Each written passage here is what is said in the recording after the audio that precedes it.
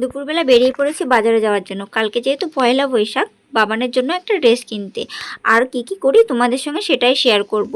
আর দেখো আমাদের এখানে রোডটা কত সুন্দর। আর এই দেখো চলে এসেছি আমরা ন্যাশনাল মার্টে। তো এখানে কিছু কিনবো। এই দেখো এসে আমার বাবানের দুষ্টুমি শুরু হয়ে গেছে। তারপর আমরা টুকটাক কিছু কিনে নিলাম আর এখানে পেমেন্ট করছিল। তারপরে আমরা বেরিয়ে ওখান থেকে একটা কুলারের দোকানে গেলাম।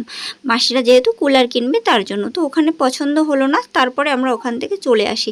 ওখান থেকে এসে অন্য একটা দোকানে আমরা ঢুকি। সেখানে দেখো 3টে 4টে দেখার পরে এইটা লাস্ট পছন্দ হয়েছে আর এটাই সিলেক্ট করেছিল।